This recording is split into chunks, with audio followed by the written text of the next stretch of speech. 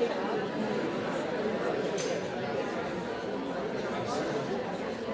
you said, people can't sit here, you know? I'm trying to block it off so we don't hear everybody in the microphone. Not here, but they can sit on the edge. Yeah.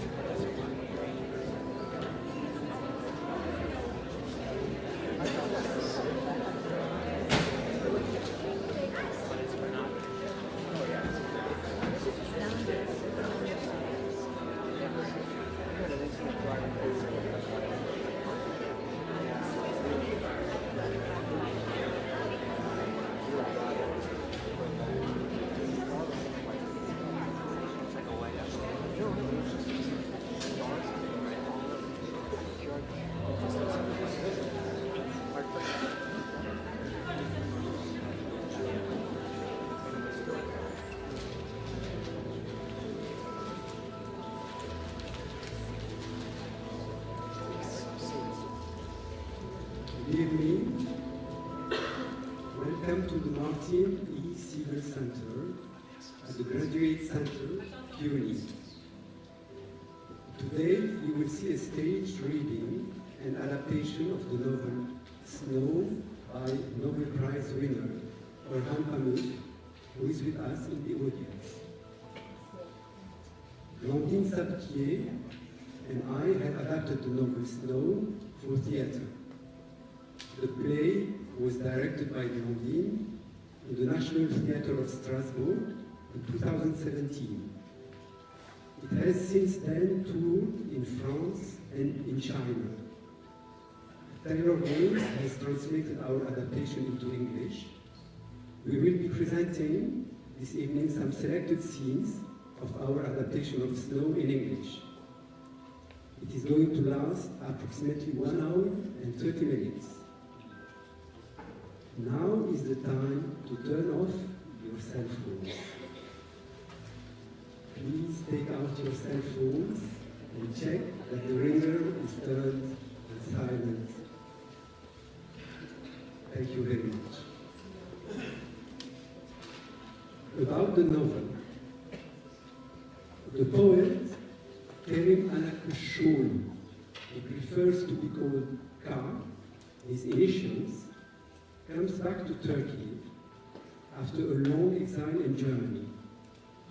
In Istanbul, he is hired by a newspaper, Cumhuriyet, to write an article on local elections and mysterious suicides of young women. The events take place in Kars, a city in the extreme east of Turkey. The poet, Kerim Alakashoglu, who prefers to be called Ka, travels by bus to Kars. Traveling with him in the bus is a theater company with the once famous actor and director Sunay Zaid.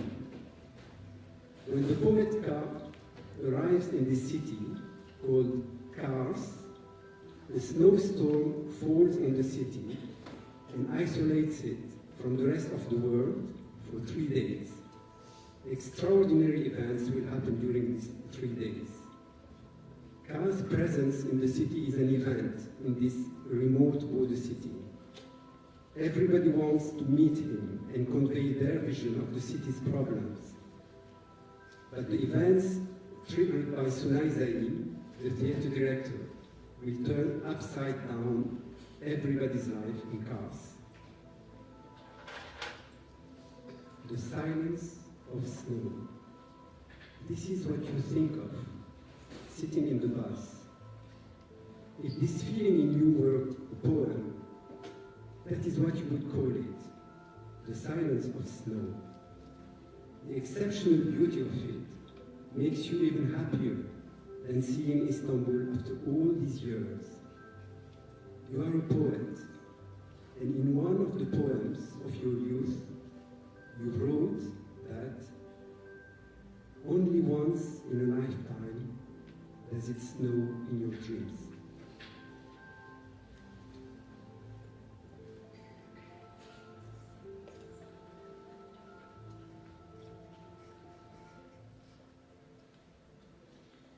Scene 2, in the streets of the city of Kars. It's not the poverty or even the generalized depression that bothers you. It's the strange, powerful sensation of loneliness you see wherever you look in the city. In the empty shop displays, through the windows of cafes packed with unemployed men playing cards. It's as if no one sees this, except for me. As if this place has been forgotten by everyone and the snow will continue to fall silently until the end of time. Welcome to our border city, dear Mr. Ka. What brings you here? Oh, I'm covering the elections for Cumhuriyet, sir, and writing an article about the young headscarf girls who've committed suicide. You are? Segal Theatre Center, editor-in-chief of the Border City Gazette. It's a great honor that you have taken an interest in our city. I will show you around, if you like. It's a lovely city, and they're good people. But it's better not to go out alone. That's Very kind of you, Segal. The suicides have been greatly exaggerated. Kars is a quiet city.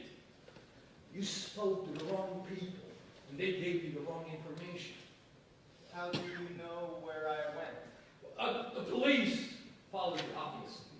And we, out of professional necessity, listened to the police. 90% of the information in our newspaper originates from the Kars police force. And the intelligence agents know you're asking everyone why Kars is so backward and poor, and why so many girls killing themselves. I'm doing my job, Segal. I'm going to tell you the true story of Kars. Before, we were all brothers. But these past few years, people have started to say, I am Azerbaijani, I am Kurdish, or I am Turkmen. Of course, we have all kinds of people here. We always have Turkoman, Armenian, Lazi from Kosovo, Germans deported from Russia by the Tsar. But no one was proud of their identity.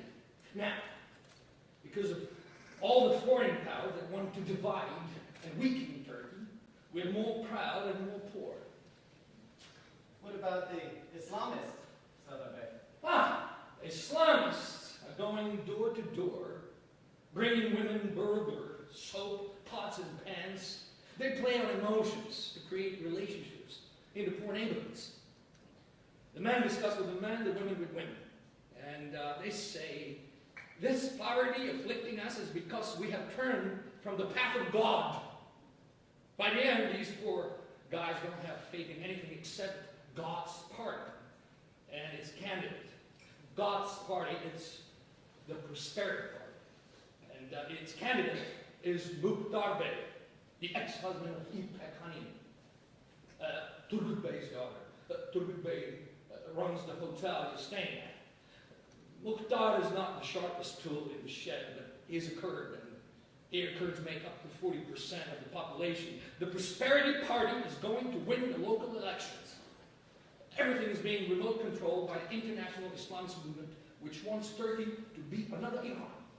Even the girl suicides. Those girls are being used, and we're gathering the denunciations to prove it. But we'd rather not write anything about it for fear of encouraging even more girls to kill themselves. But we've heard that Blue, the famous Islamist terrorist, is here to incite them to suicide. But aren't the Islamists against suicide? Segal Bey, what news have you prepared for us today? Allow me to introduce Qasim Bey, Chief of Intelligence. We have the honor of having Kat with us, our great poet who lives in Germany. He's come to cover the elections in Kars, for Juliet, and to investigate the suicides of our girls. I don't read the leftist press. But welcome to Kars, sir. The city's a peaceful city. Would you like protection? Protection? Well, a plainclothes officer. That way you'll have nothing to worry about. Do I really need one? Our city is safe. Chased away the terrorists and the separatists. You never know. If Kars is safe, then I don't need one. It's up to you, sir. Up to you. I'll leave you with Serdar Bey. He'll take good care of you.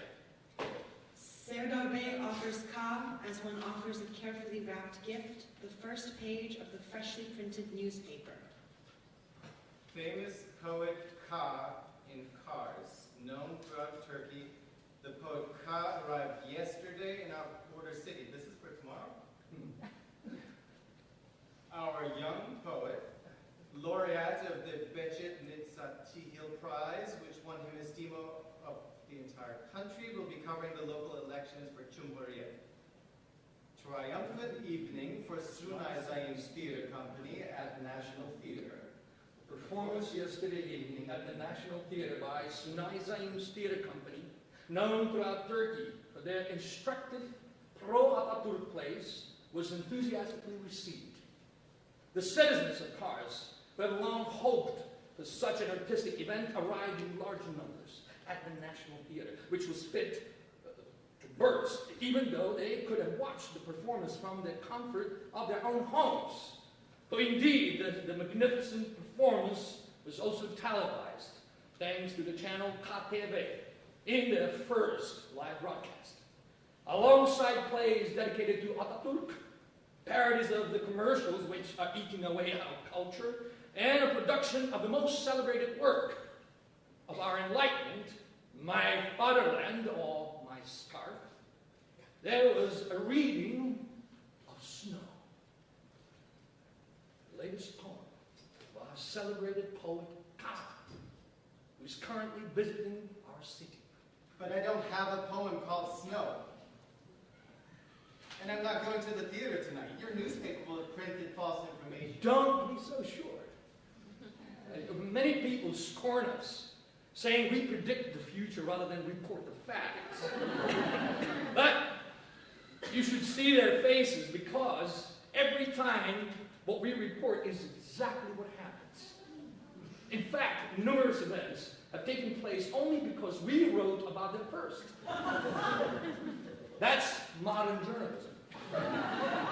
And this is why I'm sure that you will write a poem entitled Snow, and so not to offend us and deprive cars of the chance to be modern, you will come to the theater and read it. Scene 3, New Life Tea House. He picks mysterious beauty. My years at university. First woman I loved. The suffering of being in love. He picks blue eyes. Her smile. I'm terrified of falling in love.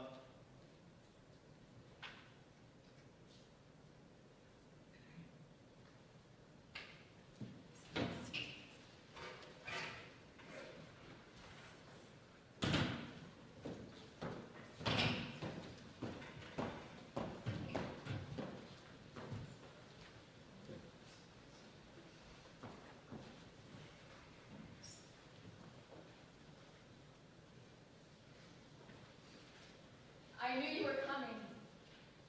Savetier called me. I came for the local elections and the girl's suicide. Did you take the bus from Istanbul? Yes. I was on the same bus as Zuna Zaim's theater company. They're performing at the National Theater tonight. You were already famous in cars. I'm proud of you.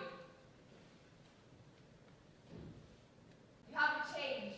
Neither have you. You want coffee? They don't have any. It's too expensive. Plus the waitress is deaf. Well, then let's do what poor people do and have tea.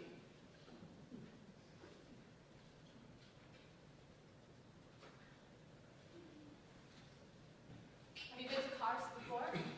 Yes, when I was a child. I don't recognize anything. The city has changed a lot. They demolished the old Russian train station. This tea house used to be an Orthodox church. There's nothing left of it except the door hidden away in a museum. What else is in the museum? Not much. There's a section on the Armenian massacre. You mean the Armenian genocide? No. Not the massacre of Armenians by Turks. The massacre of Turks by Armenians. The massacre of Turks by Armenians?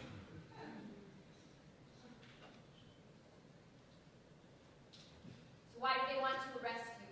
For an article I didn't actually write but let be published under my name. It used to be we were charged but never arrested, and we were proud of it. After the coup, they started arresting everybody. Students, journalists, judges. It wasn't a game anymore. I got out before they could arrest us. And how was it in Germany? What saved me was not learning German. My body resisted German. I would write poetry in the evening in my studio near the Frankfurt train station. Then, silence penetrated my life. I no longer heard the noise of the world I used to fight against to write. speak to anyone. I didn't speak to Germans or to Turks. They thought I was elitist and pretentious. I didn't see anyone. I didn't talk to anyone. Then I stopped writing. Because it says you're going to read your latest poem tonight. I don't have a latest poem to read. Silence buried me in Germany. I haven't written in 4 years. But what about you? Came here with Mukhtar, who took over his father's business, and it went bankrupt. My sister and father came after. Khadife didn't pass the finals at university in Istanbul. She could get into the teacher's college here. The man sitting behind me is the director.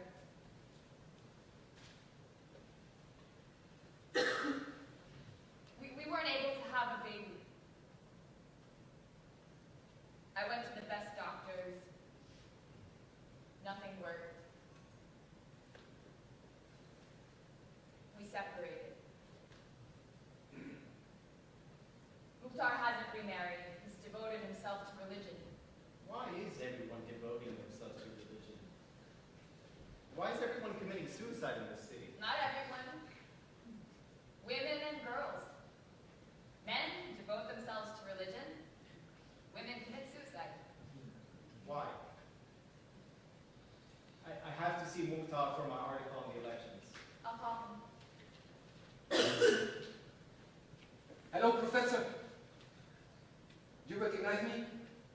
No, I don't. Just as I thought, sir, we've never met. Yesterday evening and this morning, I attempted to make your acquaintance, but the police shut the door of the teacher's college in my face, so I decided to wait for you out front. And when you got there, you saw me. You remember, sir? And what did you want to discuss? Oh, I'd like to discuss everything with you. Spend entire days in discussion. You're a very respectable, knowledgeable professor of agricultural science. I, unfortunately, was never able to pursue my studies, but there's one subject I'm very good at, and that's exactly the subject I want to discuss with you. Pardon me, sir, I hope I'm not taking up too much of your time. No, please go ahead. Excuse me, sir. Would you mind if I sat down? It's a big subject. Please do. You're eating nut cake! Professor, in Tokat, we have giant nut trees. We are famous for our nuts.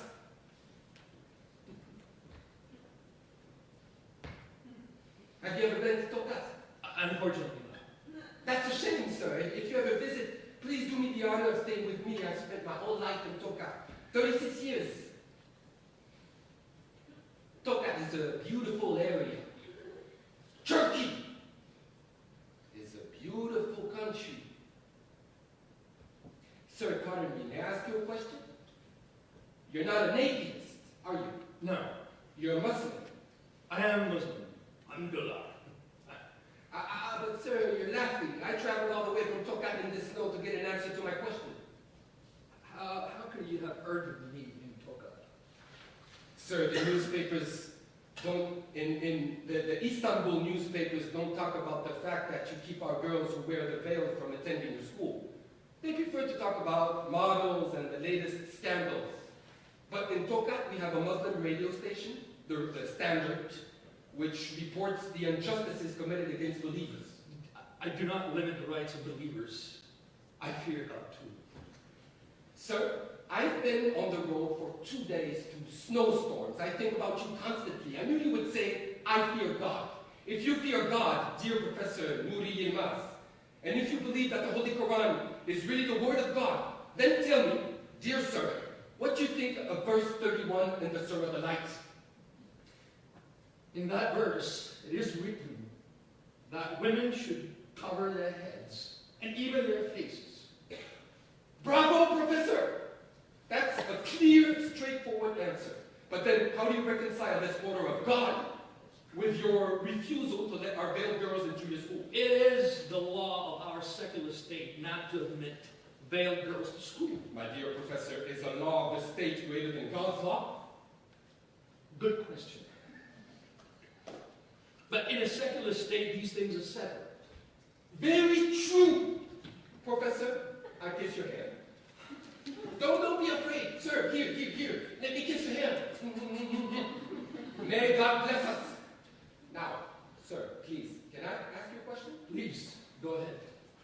Does being secular mean being atheist? No. In that case, why are our girls excluded from school in the name of secularism when they're only obeying their religion? Frankly, my son, this debate leads nowhere. We discuss these questions day in and day out on every television channel, and what? Girls are not more ready to take off their headscarves than schools are to let them in. Pardon me, sir, but is denying our girls, our hard-working, obedient girls, of their right to education in agreement with our Constitution, with freedom of education and religion?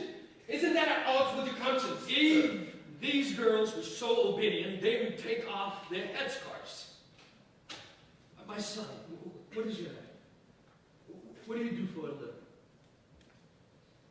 I work at the Center Tea House in Tokat, sir, just next to the famous Pervan Hammam. It doesn't matter what my name is. All day, I listen to the Standard. Sometimes I become obsessed over an injustice done to believers. As a free man who lives in a democratic country, I will find the person who obsesses me and ask him to his face to answer for this injustice. This is why I'm asking you for an answer to my question, Professor. Whose commandment is greater, the state's or God's? We will get nowhere with this discussion, my son. What brutality is aimed at? Are you going to report me to the police? Don't be afraid of me, Professor. I hate terrorism. I believe in the love of God and in combat to ideas. That's why, even if I do have a nervous temperament, I never hit someone over a debate. I only want you to respond to my question, Professor. Wearing the veil is clearly called for. In the surahs, the Confederates, and the light in the Holy Quran, the Word of God. Your conscience isn't troubled by the suffering you inflict on these girls? My son, the Holy Quran also orders us to cut off the hands of a thief, and yet the state doesn't cut off people's hands. Why don't you fight that? Very good answer, Professor. But there's a world of difference between a thief's arm and a woman's honor, isn't there? According to the African-American professor Marvin King, a Muslim, in countries where women wear the prescribed dress, rape and harassment are practically non-existent. Professor, in leaving these veiled girls uneducated and in glorifying unkempt women, what are we trying to accomplish? To sell off the honor of women like in Europe? My son, I have finished my cake. Excuse me, I must go. Stay in your seat. Sit down. Sit down. Sit down! And I won't have to use this. You see what it is? A gun. Yes, Professor, no, I hope you won't get angry with me, but with how far I've come to see you, I wondered if maybe you wouldn't want to listen to me, so I took precautions. My son, what is your name? Vahid Susme. Salim Sesmehan. Doesn't matter.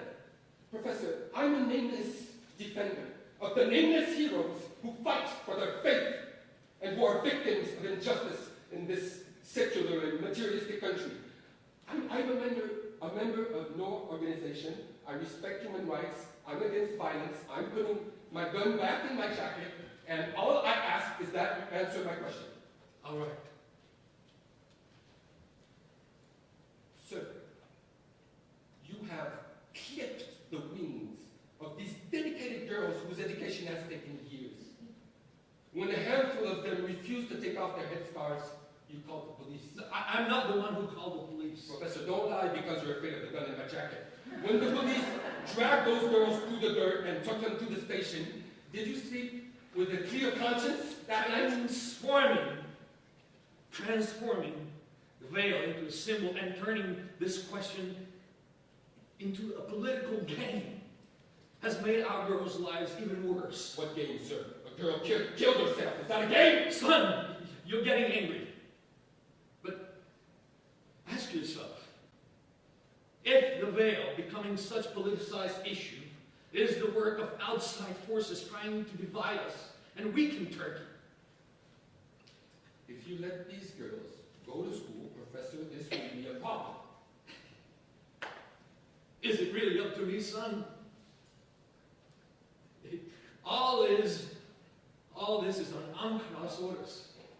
My own wife covers her head. Don't give me that, Professor. Answer the question. Do you have a clear conscience? I know so, Father. I didn't ask you if you were a father. Listen, I know how to control myself, but if I get angry, all this might get ugly. In prison, I reformed everybody in my section. They were all praying by the end of it. Pardon. My son, what was the question? Put away the gun. Don't try to talk me down. Does your conscience torment you, you bastard? Does the Holy Quran command you to install your elders and point a gun at them? Don't you dare say the name of the Holy Quran again. And if you call for help, I'll kill you. You understand? I understand. So answer the question! What good does it do the country if women uncover themselves? Give me one good reason and I won't kill you. My dear child, I also have a daughter. She doesn't wear a scarf, a headscarf. Her mother chose of her own accord to cover her head. My daughter chooses not to. I don't get involved. Why doesn't your daughter wear the veil? Does she's some kind of artist? Is that it? No. And my daughter told me, Father, if there were a classroom full of girls wearing headscarves, I wouldn't dare enter without my head covered. I put on a headscarf even if I didn't want to. Well, so? What's the problem if she covers her head even if she doesn't want to? Oh, God! You asked me to give you a reason. Bastard. You have believers beaten for the comfort of your daughter. Many Turkish women feel the same way. 90% of women in Turkey cover themselves. And you only think about your daughter. You're proud that she walks around uncovered, you dick. Yes, sir, don't point the gun at me, please. You're getting carried away, and if it goes off, you might regret it. Why would I regret it? The assassin of the oppressor who persecutes the believer is a saint. But I feel sorry for you, so I'll give you one last chance. Give me one reason these decent girls should uncover themselves. If you can, I swear, I won't kill you. If a woman takes off her headscarf, she has a safer, more respectable position in society. Maybe for your daughter who wants to play the artist. But strict religious dress actually allows a woman to protect herself from the carnal desires of men in the street. As Marvin King says, if Elizabeth Taylor, the movie star, had worn a shaf in the last 20 years of her life, she wouldn't have been ashamed of her weight gain and ended up in a psychiatric hospital. Sorry, Professor, are you laughing? Did I say something funny? No. Say it, man. Why did you laugh, you atheist bastard? My dear boy, I didn't laugh. If I did, it was unintentional. No, your laugh was sincere. I'm full of empathy for the young people of this country, like you, who are suffering. Don't flatter me. I'm not suffering at all. You're the one who will suffer for laughing at these girls' suicides. You have no remorse. Let me tell you your fate. The justice of Islamic fighters has already condemned you to death. The decision was a unanimous vote 5 days ago in Tokat, and I was sent to execute you. If you hadn't laughed, if you had expressed regret, I might have pardoned you. Here, take this paper and read your condemnation. Read it out loud or I'll kill you.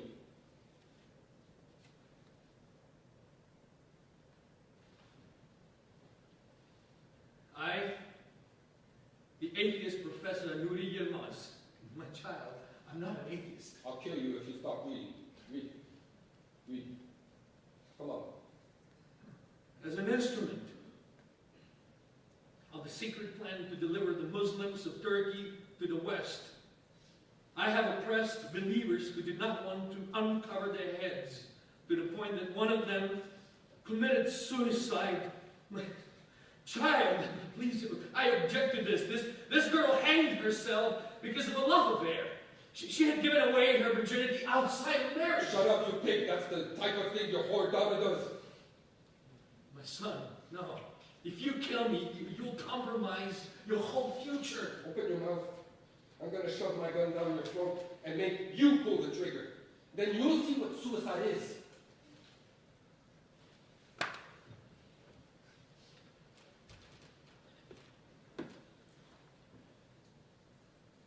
child, see what you have reduced me to. I'm weeping. Let me think of my wife and daughter one last time. Think of the girls you persecuted. One of them killed herself. Say you're sorry. I'm sorry. I'm sorry, my dear child, but is it worth becoming an assassin and killing someone like me? Think! For God's sake! Okay.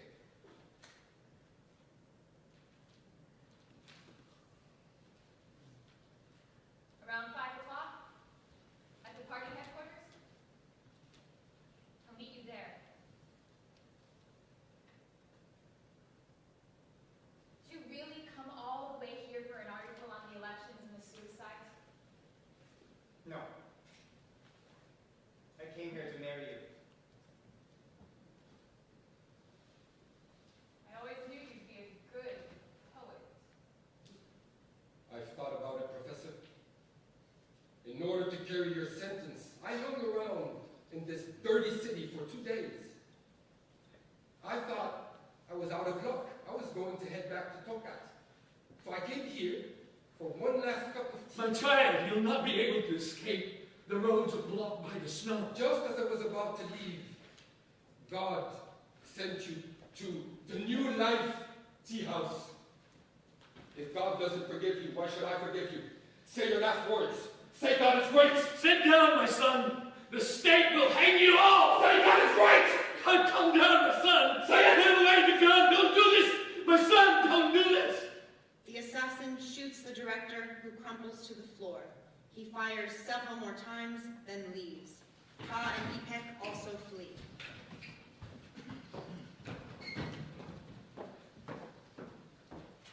Scene 9, in the street with Najib. I'm happy to see you. Well, I have a question. Don't take it the wrong way. Go ahead. If God doesn't exist, that means there's no heaven. And the millions of people who live in misery and oppression will never go to heaven. Then what's the meaning of their suffering? Why do we live and why do we suffer? God exists. Heaven exists. No. You're just saying that to make me feel better because we make you feel uncomfortable. As soon as you're in Germany again, you'll go back to thinking God doesn't exist. This is the first time in years that I felt happy. Why couldn't I believe like you do? Because you're a snob from Istanbul. Istanbul snobs don't believe in God. They believe in the same thing as the Europeans. They think that they're better than regular people. Maybe I was a snob in Istanbul. But in Germany, I was nothing. I was decomposing over there. Well, then, why did you go there?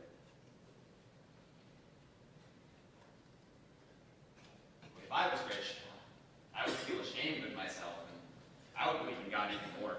One day, inshallah, we will all be rich. My thoughts aren't quite so simplistic. I don't want to be rich. I want to be a writer. I'm writing a science fiction novel. Maybe one day it'll be published in the Lance. That's a newspaper here in Kars. But what I'd really like is for it to be published in the Istanbul papers. It sells thousands of copies. I could give you a summary if you like. Could you tell me that if it would be published in Istanbul? It's very short. Go ahead. It's the year 3579 on the planet Gaza. People are very rich, but they haven't abandoned their spiritual life. On this red planet, at the Science and Theology High School, are two inseparable friends, Nietzsche and Fasim. At night in the dormitory, they slip under the covers side by side, and through the crystal ceiling, they watch the blue snowflakes disintegrating like decomposing planets. One day, they meet a beautiful virgin named Ishra. At first sight, they both fall madly in love with her.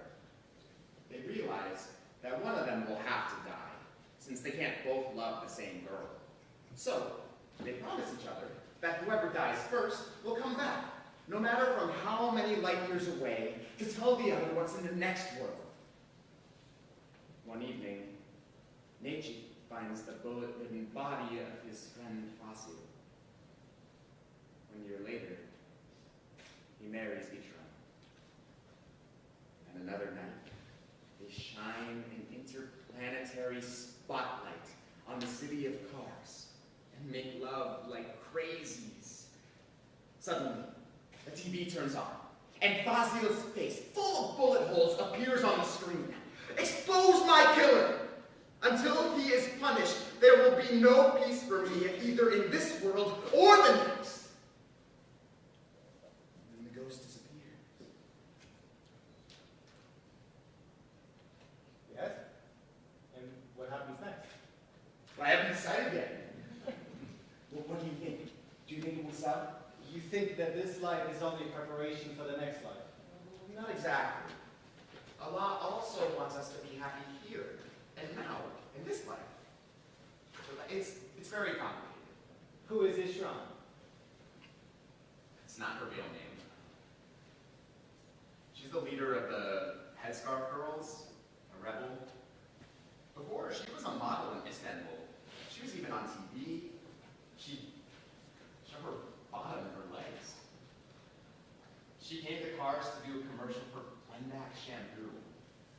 First, she made fun of the cover girls, but then a higher power converted her and she joined the cause.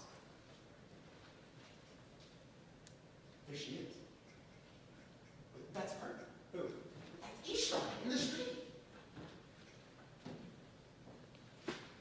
I'm Savetier, Ipek's sister. My father asked me to bring you back. How did you know I was here? In Kars, everyone knows everything all the time. Let me introduce you to my friend Najib, theology student and science fiction novelist.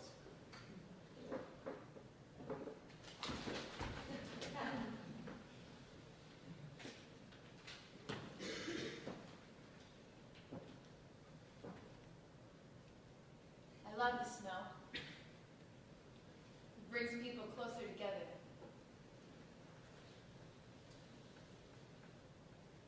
Did you see this poster? Human beings are God's masterpieces, and suicide is an insult. What do you think about Tesnini's suicide? You're going to whore out her story to every paper in Istanbul and Germany. I could never describe to anyone what goes on here. The suffering is absurd. Makes me want to cry. You're a bourgeois from Istanbul. The absurdity comes from you. If one day you ever truly suffer, you'll start believing in God then and there. But Teslime suffered, and she acted like a non-believer by killing herself. Yes, Teslime killed herself, which is a sin, but I still love her with all my heart. A girl who did something harshly condemned by religion can still be loved. With all your heart, so we can believe in God and still disobey His commandments in our hearts. The Quran is the word of God, and His direct orders are not up for discussion. That doesn't mean there's no place for discussion within our religion. But sorry, I'm not about to discuss my religion with an atheist or even a secularist.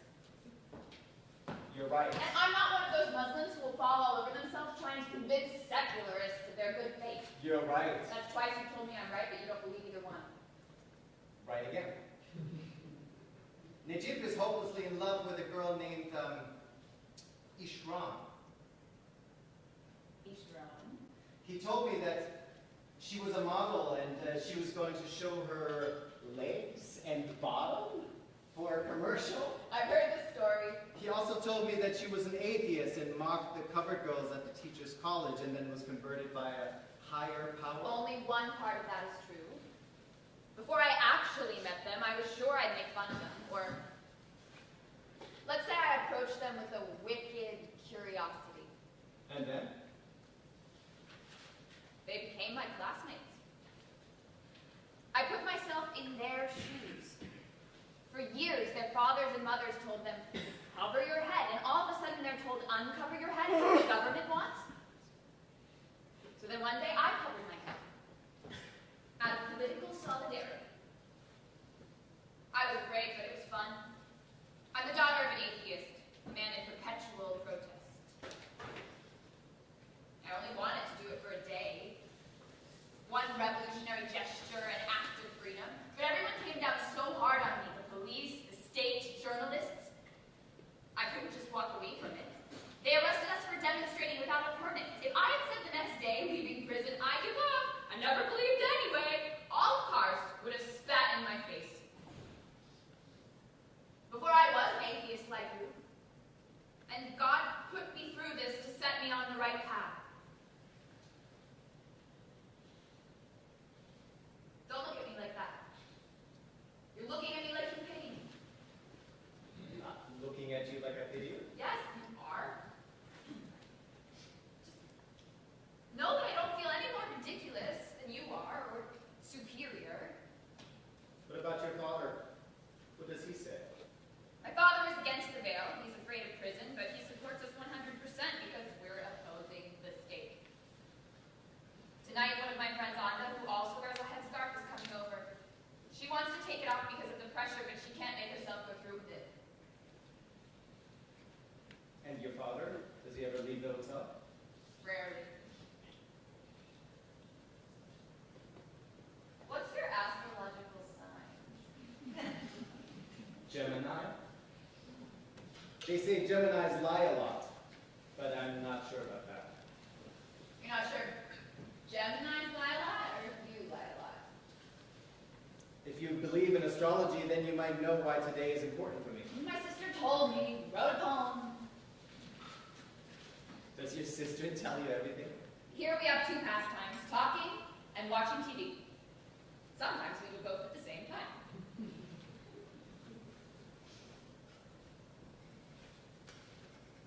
My sister really is beautiful, isn't she? Yes. She's really beautiful. You're beautiful. Are you going to tell her that too? No. That will be our secret. A secret is the best way to start a friendship.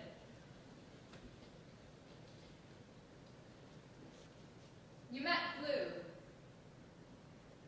Don't say anything about it to my father. I won't. What did he want? Nothing. Did he say anything about us? My sister and my father? I don't recall him mentioning you, no. Everyone is afraid of him. We're afraid of him too. Scene 13. On the stage of the National Theatre, Ka reads his poem, encouraged by applause. Pantomime of Sunay Zain's My Fatherland or My Scarf. The actress, Funda Esser, enters, covered head to toe, before revealing her belly dancer costume underneath. She dances provocatively. The religious high schoolers boo and shout insults. Two actors of Sunay's company, dressed as bearded Islamists, arrive to kill Funda. They are chased off by Sunay. Soldiers arrive on stage, take aim at the audience, and fire. Screams. Later, bodies lie under sheets on stage, watched by armed military guards. Ka lifts a sheet, recognizes Najib's body. He lifts it up by the shoulders and kisses it. The military coup has succeeded. Sunay Zain, allied with the army, has taken control of the city.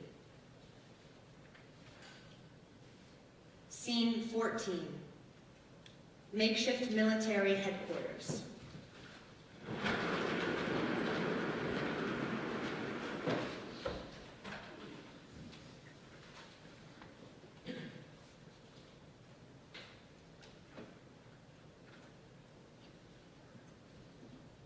Every day, the eagle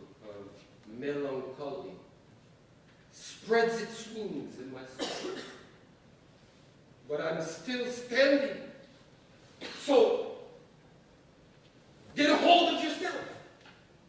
All's well that ends well. You know. Those idiots in Istanbul and Ankara who call themselves journalists tried to say that we had lost the public favor, but we never gave up. And it wasn't always easy. Some years, the worst years, we would show up in these miserable little towns where we couldn't find a place to perform, much less a place to sleep. So we would go from door to door looking for someone, somewhere who seemed sympathetic to modern art. In those moments, the eagle in my chest would ruffle its feathers, and it seemed like it would suffocate me. But I resisted. We'd perform anywhere. Sidewalks, streets, empty classrooms, anywhere. I devoted 10 years of my life trying to pull my brothers out of despair. The guys thrown in jail by calling us communists, Western agents, Jehovah's Witnesses, pimps, prostitutes. They tortured us, stoned us. But they learned to love my plays. They tasted the freedom and the happiness of theater. A great actor has in him, like a grain of sand, the untapped power that has accumulated through the centuries, and he keeps within him the lessons he has absorbed. His mastery of himself is exceptional. No one can guess at his power before he appears on stage. And all his life, on the barest of stages or the most lavish of sets, he searches for the path that would lead him to true freedom. And if he's lucky enough to find it, he must follow it fearlessly to the end. Hegel, the philosopher, was the first to remark that history and theater was made of the same cloth. As in theater, history distributes roles. And like actors who risk everything in performance, only the bravest step onto the stage of history. So, when the snowstorm hit Kars, blocking the roads and stranding the prefect in Erzurum, I knew it was the chance of a lifetime for my theater company to join forces with the army, and for my art and I to write ourselves into history. And I will not let that opportunity pass me by. In 3 days, when the snow has melted, the state is going to demand an explanation. Not because blood was spilled, but because they weren't the ones to spill it. And the people of Kars will hate you. You and your scary play. What will you do then? I'm not afraid of that. As for the people of Kars, we could hang someone on TV to make an example of them, and they'd sit there like statues.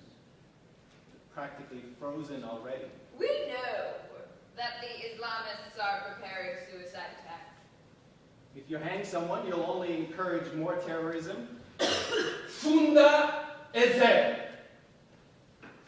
celebrated actress and my wife.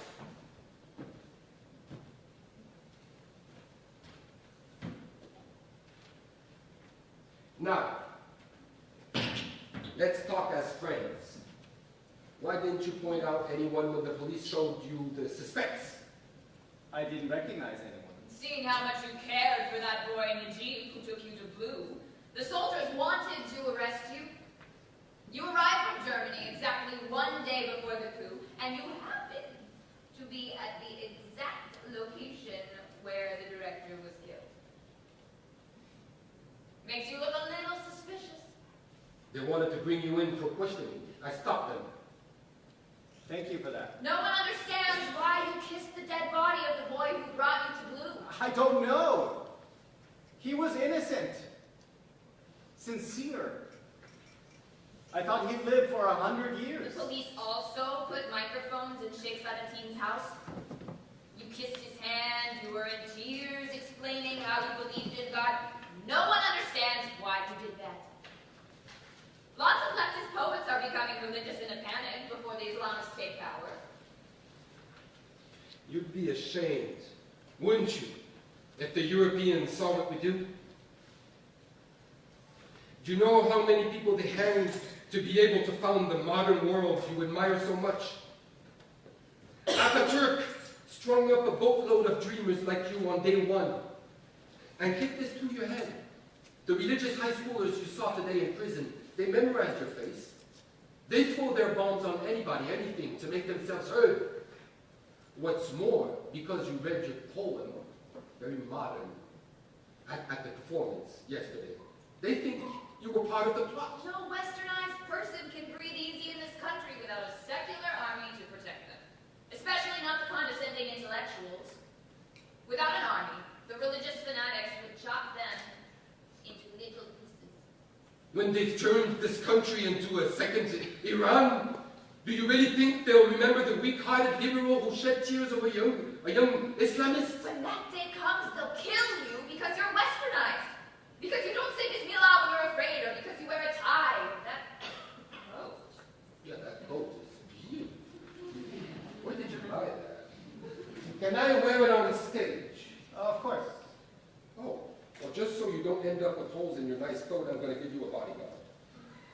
After that, I'll announce the curfew on television. There are no terrorists in cars I need to be afraid of. Don't kid yourself. The only way for them to take power is terrorism, and they know it. Every time, our fears turn out to be well-founded.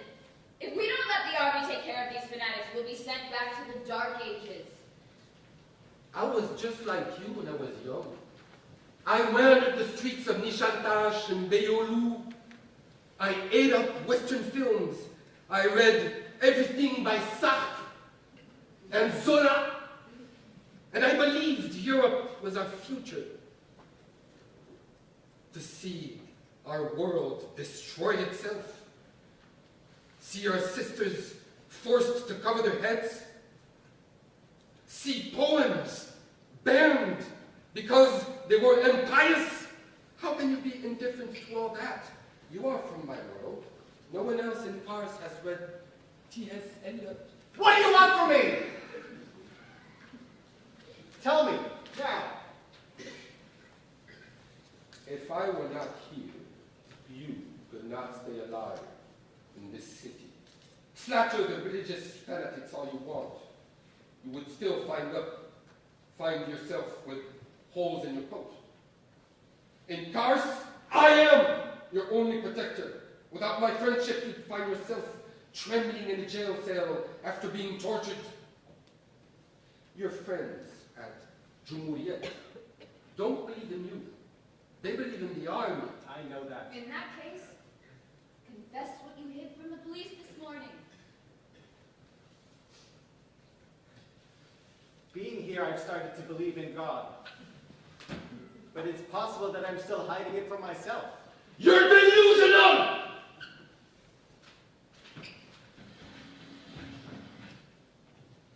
Your God is not their God.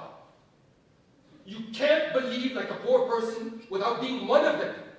If you eat what they eat, if you live among them, if what angers them angers you, then you can believe in their God.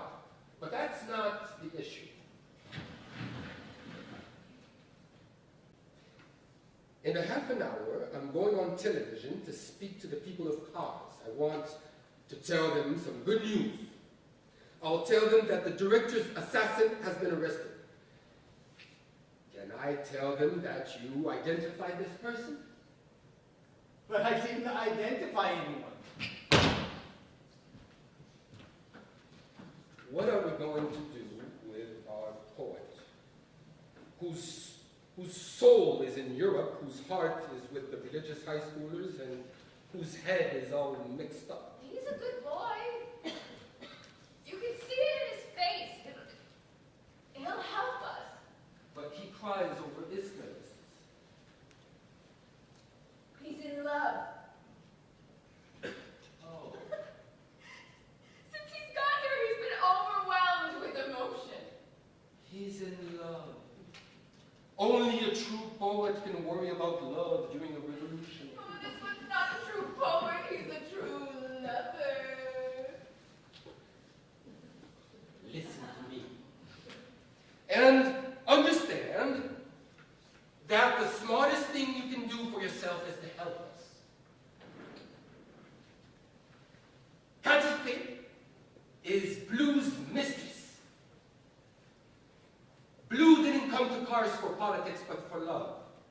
He disappeared in the blink of an eye before the operation last night. He's somewhere in Kars, and he will contact you again. So, I suggest wearing a microphone and a transmitter in your coat, so you have nothing to fear in terms of your safety. And as soon as you leave, we'll arrest him. It's up to you. You hide your hand well. You should watch out for Kadife. She reports everything back to Blue, even what guests say at her father's dinner table. She's head over heels for Blue. What is it that's so exceptional about this person anyway? Kadife? What? Of course not. Blue. Why does everyone in the world end up falling over this assassin? Why is he a legend? Can you explain this fascination to me? I'll take you back to your hotel in the truck. I prefer to walk home, if you don't mind. Ka exits. A plainclothes police officer follows him. Scene 15, Hotel Kaupalas with Kadife.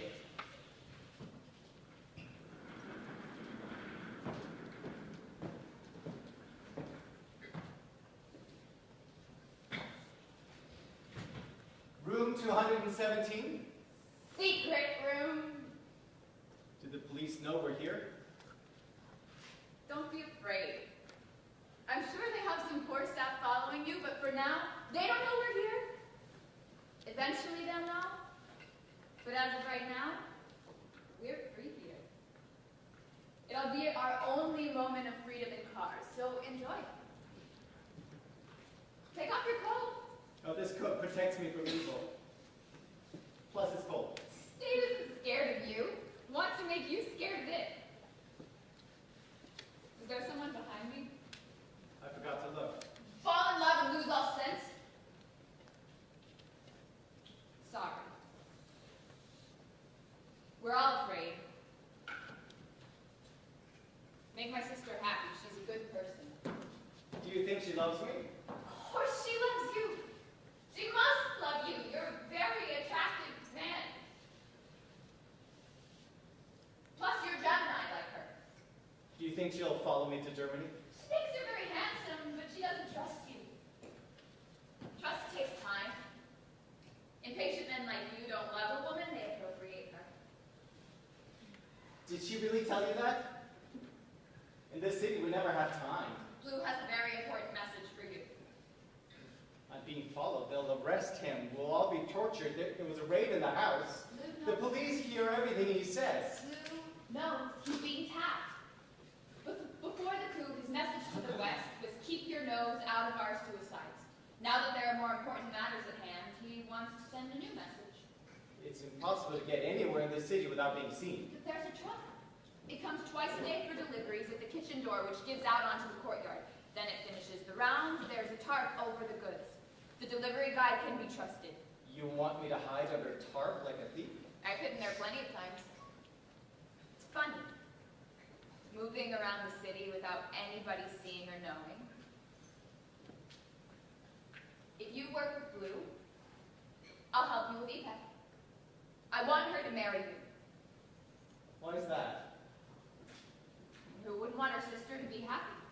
Okay, I'll come. But first, tell me why you trust me. You're a dervish. It's what Blue said. He believes God has given you innocence for life. Does Ipek know that God gave me this gift? Why should she know if it's Blue who thinks that? Please tell me everything that Ipek thinks of me. Already told you everything. Finds you interesting. Lived in Germany. You have lots of stories. What do I have to do to make her trust me? In the first instant, or the first 10 minutes, a woman knows what kind of man she's dealing with, who he is, if she'll love him. Her head needs time to catch up to what her heart has decided. In my opinion, during this period, the man doesn't have to do much with it.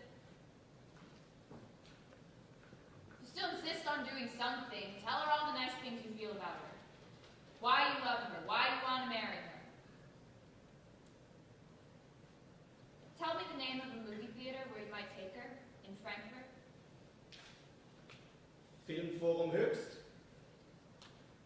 Don't the Germans have any theaters called Alhambra? Ruya? Majesty? Oh, yes, El Dorado.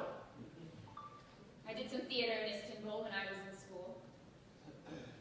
Once, they offered me the role of a veiled girl in a German-Turkish co-production.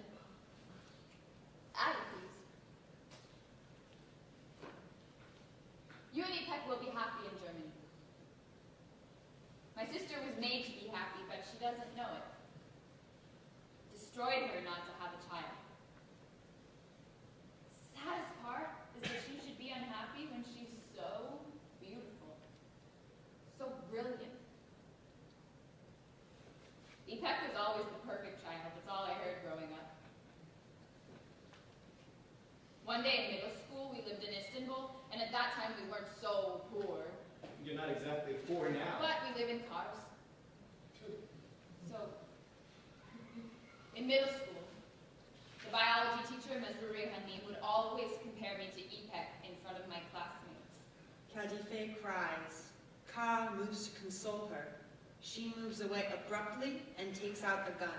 Don't be afraid. I'm not going to kill you. I'm not having a nervous breakdown.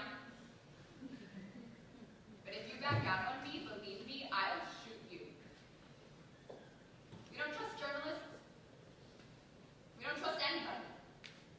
You're the one who asked me here. That's true, but the police could have anticipated that we were planning to meet. Intelligence agents could have put a wire on you. Take off your coat and leave it on the corner of the bed. Hurry up. Kyle does it. She pats down his coat. Take off your shirt. And pants, too.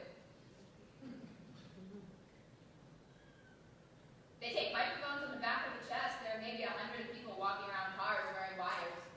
Kyle takes off his blazer, shirt, and pants. Turn around. Good.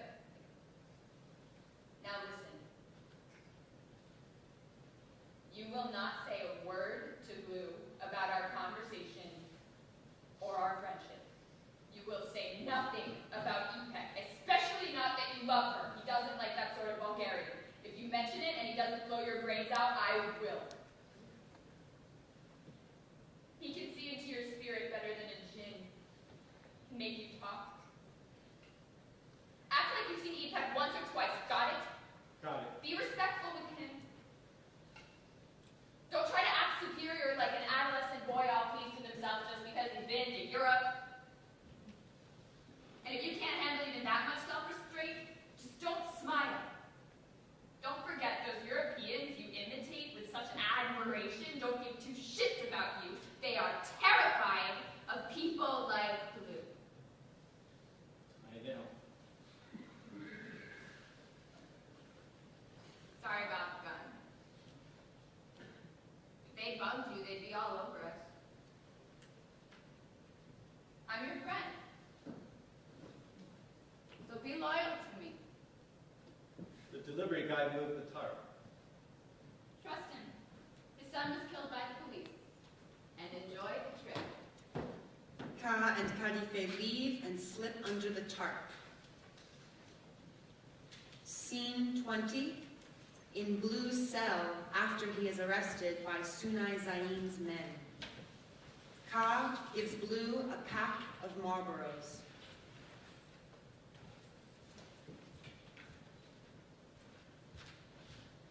So, good sir, who are you spying for today?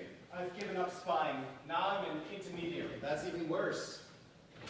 Spies deliver information wholesale, which is useless most of the time. Intermediaries, on the other hand, pretend to be neutral, and they meddle in things that don't concern them. What's your interest in all this? To get out of this awful city safe and sound.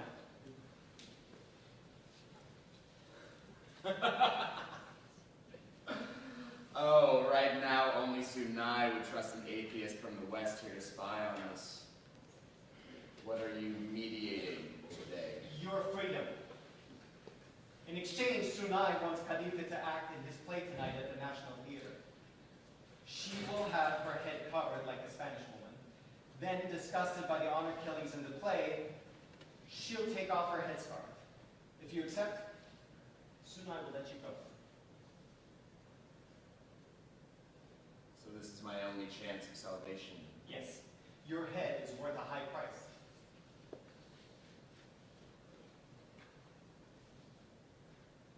Thank you for taking the time to come.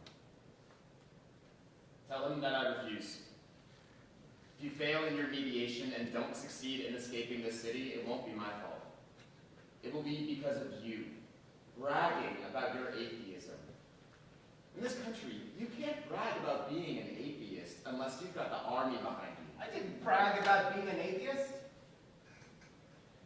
I'm happy to hear it. You're not afraid of dying? If your question is a threat, I'm not afraid. If it's friendly curiosity, then yes. I'm very afraid. But I can't do anything about it. These despots hanging me. Even if I give in to all their demands, these murderers wouldn't keep their word. They want me to confess to crimes I didn't commit. And maybe they'll pardon me with their repentance law. I always pitied the idiots who let themselves be fooled by those lies. The last minute, they abandon the causes they defended and betray their entire lives. Before I die, I want those who come after me to know the truth about me.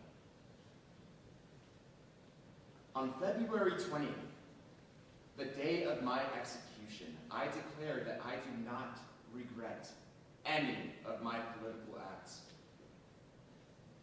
My childhood was spent in the quiet, unassuming world of my father, who secretly frequented a Sufi community. Wanting to expose my father, I became a left-wing atheist. I married, then I separated. It was a difficult time, but I got through it.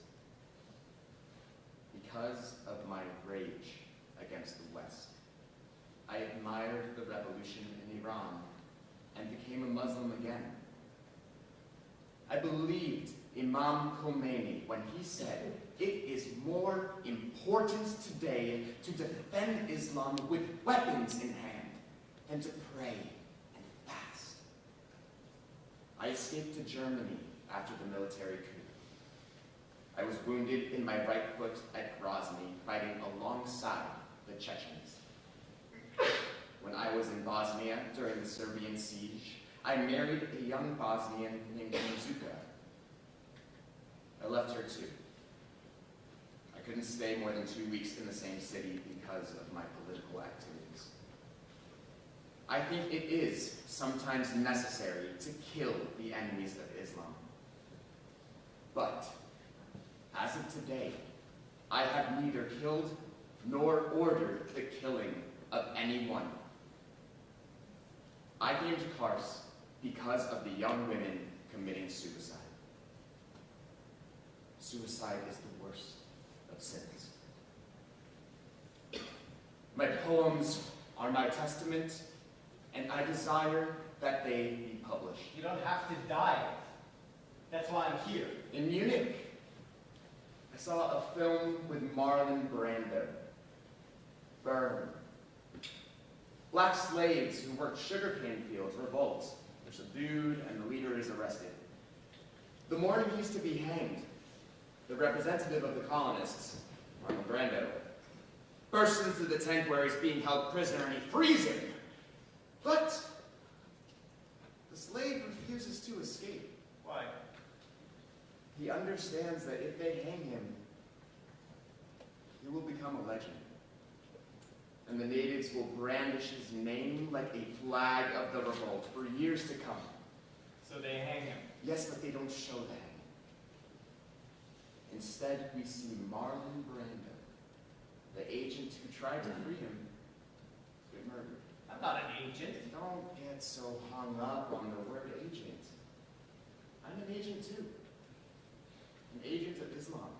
I'm nobody's agent. They wouldn't have put anything in this Marlboro to weaken my resolve, would they?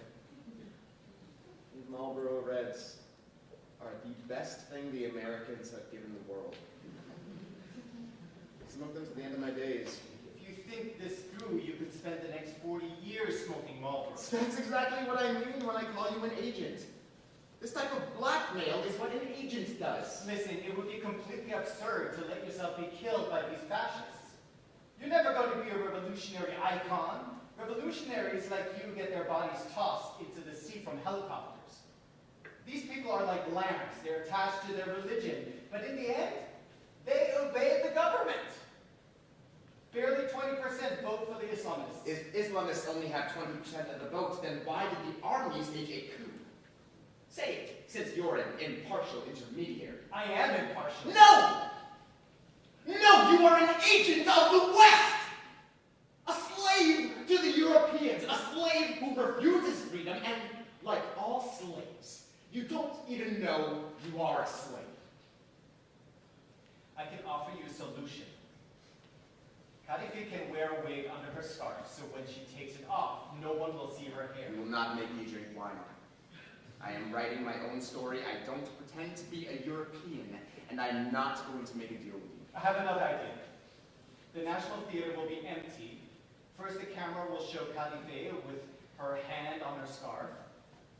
Then, with an editing trick, they'll show someone else's hair. I find it suspicious that you would go through so much trouble to save me. I've never felt so happy in my life, and I want to preserve this happiness.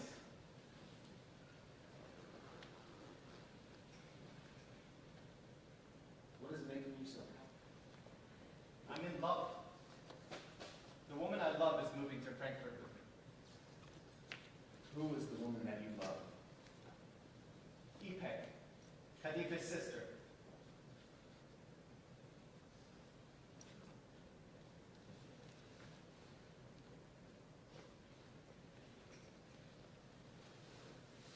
It is a gift from God to want to share one's happiness with a person who's about to be executed.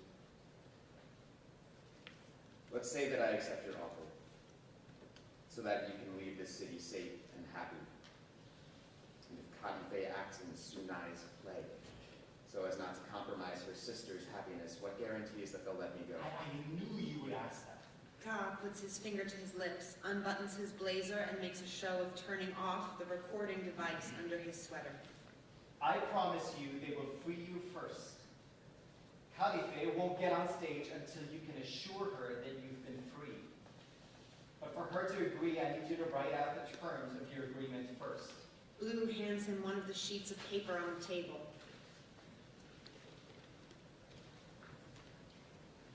Right here, that you, Ka, are the intermediary and the guarantor of my safe departure from Kars in exchange for Khalifa's participation in this play, in which she will take off her headscarf without compromising her honor. If I am betrayed, or if you do not keep your word, what will be your punishment? That whatever happens to you will happen to me. Okay, write it down. If Khalifa agrees, you'll be freed in a manner of your choosing before she takes off her headscarf. Write all that down, decide where and how you will be released. Ka turns the recorder under his sweater back on in an obvious way. Without a minimum level of trust, we're not going to reach an agreement.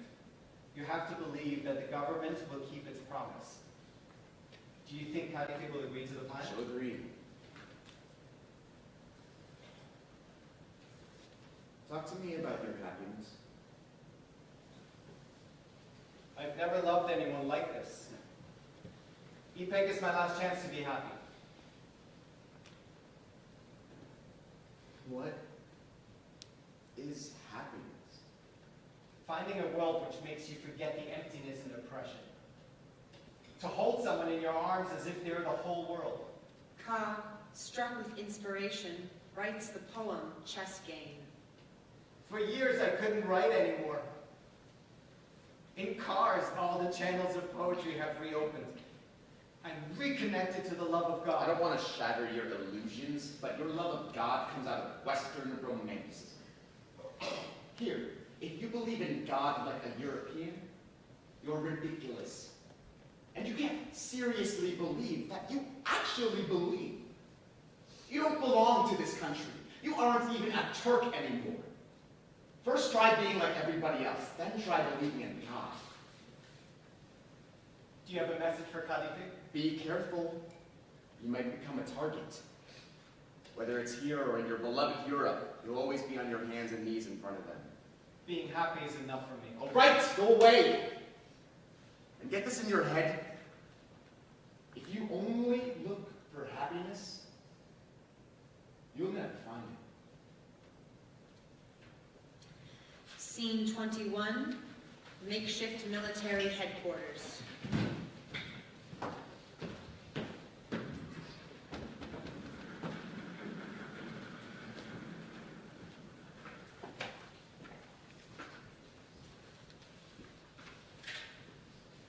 So this guy wants to be freed before Caliphate takes off her heads off.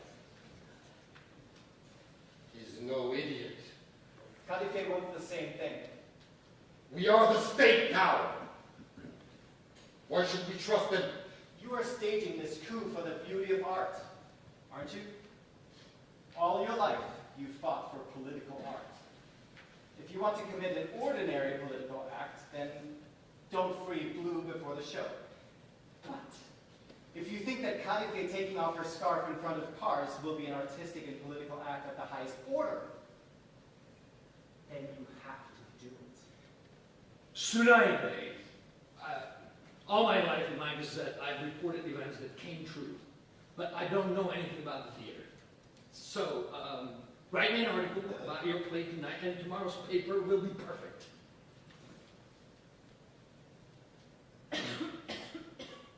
Take this down. Headline. Death on stage. Subhead. Famous actor Sunai Zaim slain during play last night. Introduction. Last night, during the historic performance at the National Theatre, Kajifit, known as a headscarf girl, was overtaken by the spirit of the Enlightenment and tore off her veil before firing her loaded gun at Sunai Zaim, the play's villain. End of introduction. Having arrived in our city 3 days ago, as emissaries of the Enlightenment, Sunai Zaim and his theater company's revolutionary work has shaped our very lives. In the latest play adapted from English author Thomas Kidd, a known influence on Shakespeare, Sunai Zaim conveyed his theatrical vision as a conduit of the Enlightenment. After more than 20 years of Herculean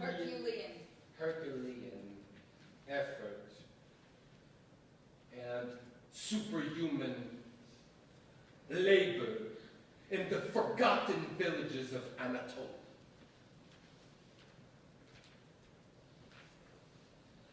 in the heightened emotional world of this modern and audacious drummer, Kadife, the outspoken leader of the so-called headscarf girls, took off her veil on stage and fired multiple shots at the play's symbol of evil, Sunay Zaim's character. The great Turkish man of theater, Sunay Zaim, was, like Kid, little recognized during his lifetime. But his on-stage death was a tragedy for the audience more devastating than life itself. While the audience understood that the play was about a young woman liberating herself from tradition, they could not accept that Sunay Zaim was really dying. So much a man of the theater that he continued to act, bullet-riddled and gushing blood, to the end. But we will never forget his final words, nor the gift he made of his life to art.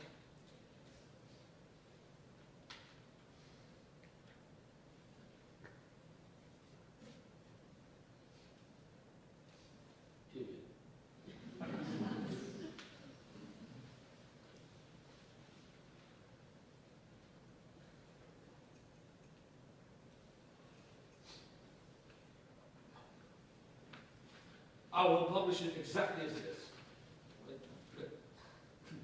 For the first time, as someone who has predicted dozens of events, I will pray this one doesn't come to pass.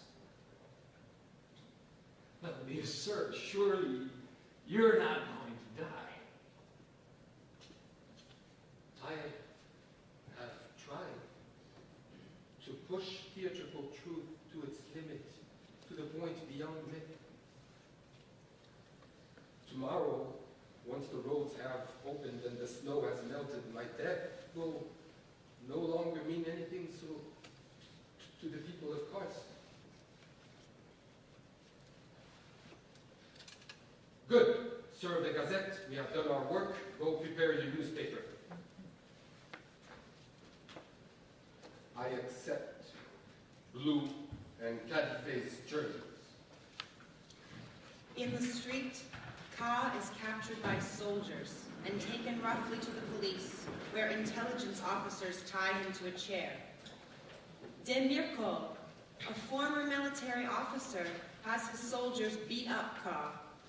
When Ka refuses to reveal the whereabouts of Blue, Demirkol tells him that Ipek was Blue's mistress 4 years ago, before Blue's relationship with Kadife, by playing audio clips of tapped phone conversations between Ipek and Blue.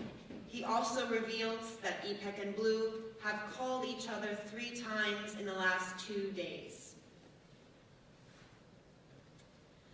Scene 23, Hotel Kaupalas.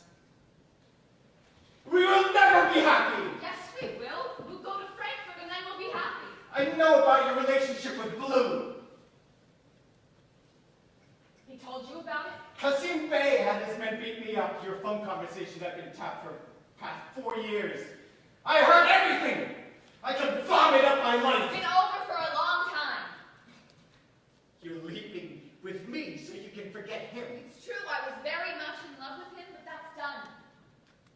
I want to go with you to Frankfurt. How in love were you with him? I was very in love. How much? I was in love with him like I was never before with anyone else. Blue doesn't love Kadife with another man besides Mukhtar. Turkish women don't often have the opportunity to meet men. You must have had plenty of women in Europe. I'm Turkish too! Being Turkish an excuse for bad behavior? The reason you want to go to Frankfurt is to forget him. I can't fall in love in 2 days. If we leave together, I will fall in love with you very quickly. Don't ruin your heart with your Turkish jealousy. I will love you. So you don't love me. You're still in love with Blue. What is so special about him? I can't be with you unless you can really hear what I'm about to say. Blue is affectionate, thoughtful, and generous. He doesn't want to hurt anyone, but he won't stand for injustice. That's the only bad thing that can be said about him. But he's a murderer. That's ridiculous. He wouldn't hurt a fly. He has the heart of a child. He loves telling stories and doing impressions, playing all the roles. He's eloquent and very funny. No, forgive me, my love. Don't cry. It's over. My love, it's over. Don't cry. Everything will be all right. Trust me. See, I packed my suitcase. I'm coming with you. Scene 25, at the National Theatre, on stage, the Spanish tragedy.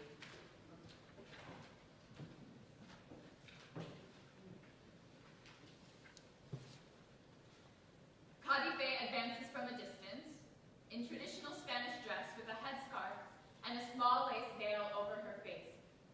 She is followed by Sunay Zain, who stops behind her. Cadife tears off the lace veil and tosses it to the side, then slowly removes her headscarf and tosses it to the side as well. What beautiful hair. I'm jealous of the man. Cadife takes out a gun and fires at Sunay. He crumples, saying, "They will never understand modern art." Cadife fires 3 more times. Epilogue.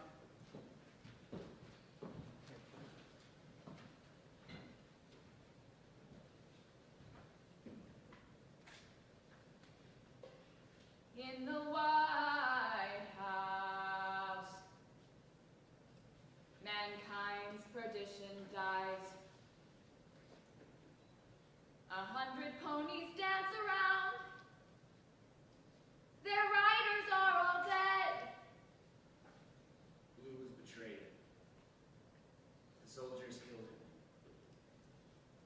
Beneath the trembling stars of the oil lamps, her skirt of Moorish shimmies between her copper thighs. Ipek never saw Ka again. He was killed in a back alley in Frankfurt. 100 ponies prance around. Their riders are all dead. Long sharpened shadows advance from a blurred horizon, and the bass string of a guitar breaks.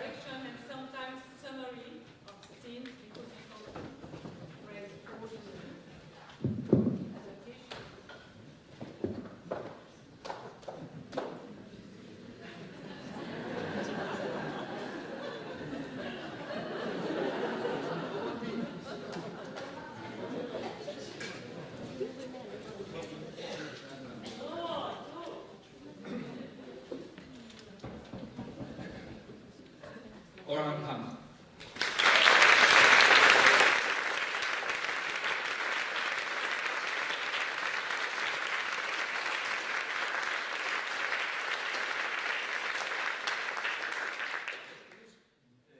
Before Frank starts, I'll tell something that I felt an urge to whisper to Frank's ear as we began, that I thought this was too amateurish, but I said it anyway.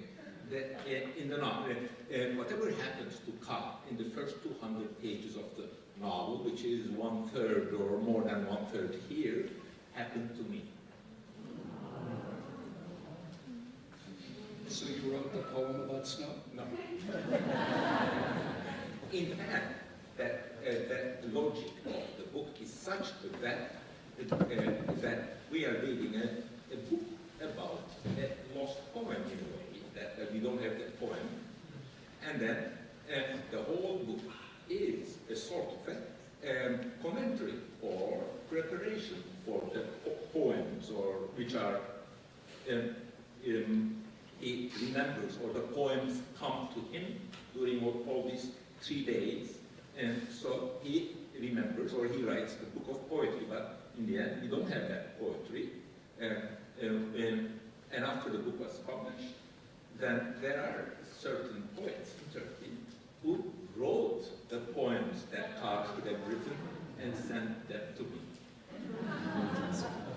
That's amazing. Again, thank you so much. I really think you plucked something on the tree of knowledge of that book, that condensed world of 3 days, that snow, that timeless covering, as I said, that Rami, the Pasternak poem about the snow. So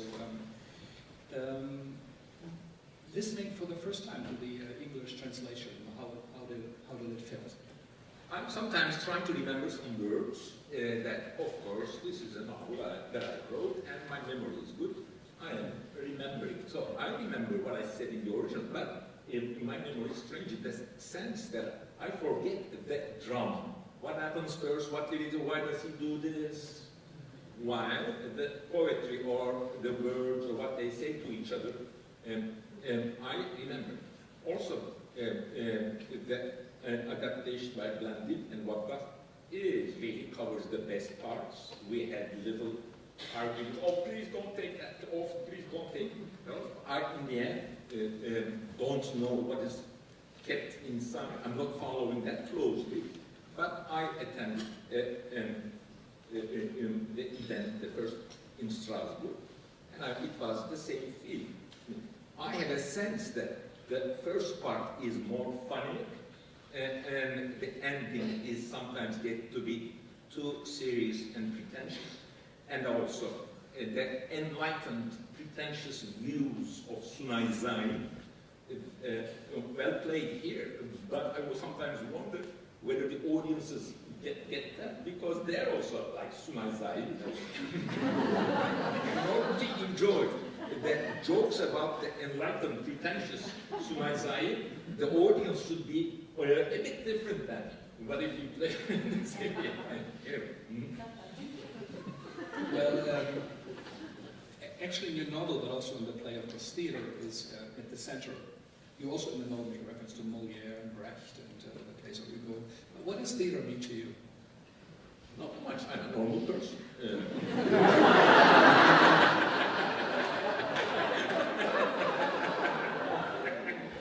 Thank you for giving the opportunity to be critical, as they say. While on that hand, if we start, I can write a book on this. My father took us to bourgeois Nishantashik theaters in early 1960s, where we were considered wearing, or sometimes wore a necktie on Sunday afternoon and watched their folk play. And so I went to a lot to theaters when it was also important event in the world, or in Europe, or in Turkey. That in my early 20s, when I was alone, didn't have a girlfriend, I used to go to a Taksim modern state, the government state theater, to see adaptations of Chekhov or Shakespeare, or I remember watching Max Frisch Andorra. by myself on the floor. Oh, the best seat, everything. I was very happy. In 1972, a very long play, very interesting. In the novel as well, in the adapted play, there's that line of Hegel and that theatre and history are made of the same material. So is that a line, one of those, or do you think this is how it is? No, that Sunai Zain, which is pretentious enlightened voices speaking. I am not Sunai Zain, please. Sunai Zain is a drama man, and he has, as we know, let's not call it pretensions, because some of the things that he believed in, I also believed in. But in the end, he wants some light of importance falling on him. So he picks up Hegel saying, I mean, it's important as Hegel's view of history, and he's saying things, yes. But I don't think that theatre, I would not say that theatre is a stage and the history is a stage, they're equal. In the end, theatre is also literature, and we have to be modest about it. I had a question about the tone. What I admire so much in the novel is the lightness, even just so very, very serious. How did you find that voice, or was it? Yes, in fact, that I also that finding that it's not voice. In fact, let's call it tone. Finding that tone helped me to write this novel. I've been, like many of my novels, I've been thinking about the novel for many years, about that to associate Turkey's serious, dramatical problems of modernism, tradition, democracy, egalitarianism, so forth, and also tradition and Islam. Let's put tradition and Islam here, and modernism and democracy are here, and Turks are arguing about. So I wanted to write something about all, but so serious. So I have to find a right tone. If it's so serious, then you would be in a position to dramatize, and make dramatical big statements about what's happening. I don't want that. I want to say to my readers, Turkish International, that in fact the focus, why don't you have at some distance to this fight you're having here? You're very similar to each other, maybe partly my peaceful liberal attitude, partly because I was also harassed by this kind of authoritarian voices, be it on the secular side, be it on the traditional side. So I want to cover everything, but in a light way. And it just didn't happen once. For example, that one day I was planning to write this novel for many years. One day I saw in a magazine that there was an interview with a young Islamist who said that he was writing a first Islamic science fiction novel. Then, thank you. I improved it. I improved that it is. So I made the planet's Ghazali planet. It's an edition, so forth and so on. So I picked up the humor from reality. That of course is not humorous. But for example, this guy who travels from Tokat, actually it was from Yozgat to another place, and shut up, professor, that was also in the news. Whether to look at it in a humorous way is yes, my crime or sin. When it happens, you look at it not with humor, you cry. But that is finding this balance. But on the other hand, when it's staged, the text, or there is also possibility of overdoing things or underdoing things. It's a matter of such fine-tuning, which I see today worked a lot. There are some problems, I want to see this, take notes, but generally speaking, I was very happy about the balance of seriousness and humor. And towards the end, I think it was a bit Sunai Zain's pretensions were not understood. They're not, in the end, the audience should laugh at those moments, and they were not laughing. Took it too serious, maybe. I think that great French philosopher Monsieur, who says art actually is an anticipation of the future. We are already late. Whatever we think now already has happened, that only artists are able to see or get a feeling, an atmosphere, and prepare us. I don't know exactly when you started writing it, and this powder keg, that pressure cooker, those 3 days there. How do you, looking back at it, how many years ago was it? First, it was, of course, Car spent 3 days. But I spent more than 3 days. Again, I'm not Car. I went, the idea to write a novel it was to write a novel about Turkey, making a small town cut off from the rest of Turkey, so that there will be a military coup, and it will be a sort of a little place on its own for a while. That I needed. Then I thought this can only be done if that place is too cold, it snows, and this happens in Turkey, that the roads are blocked and the place is independent for a while. So I thought I've been to a small town of Kars, northeastern Turkey, once. So I thought maybe I'll go there. And then by coincidence, some major Turkish newspaper wanted me to be a columnist. At that time I published my name is read, and the editor was like, would you be a columnist for us? No, but would you be a press card and call your friends at Kars so that police won't pick up you from the street and torture you to understand what am I doing there? And he said, okay, I'll arrange that. And after he arranged that, I went there, and exactly like what happens to Kars, went around to the governor, this or that. They announced that I'm there. So suddenly, my visit to Kars, to cover there were the elections, my visit to Kars turned out to be something important because it will be published in Turkish national newspapers.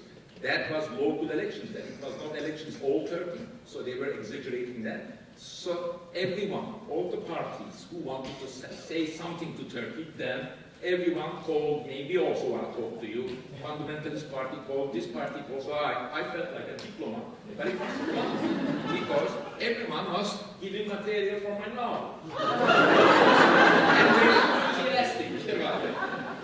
And in fact, they were right. In the end, the novel is a cut and paste balancing of all what they wanted me to write. Of course, I also wrote my ideas.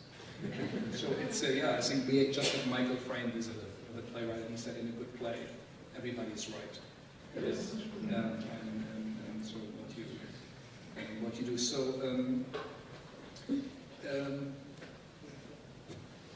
what I said about the tone, it's about, I feel, it's about first love. In a way, it's a play about what they remember and they were happy as they had life. And also about the father figure, which is kind of the series, kind of, she doesn't want to make love, and the father love, and the father's in the house, she can't leave to Frankfurt because the father is there. And we don't really see bodies hanging over it. It's that a general observation you have on this is that figure is so strong. You also mentioned Hamlet.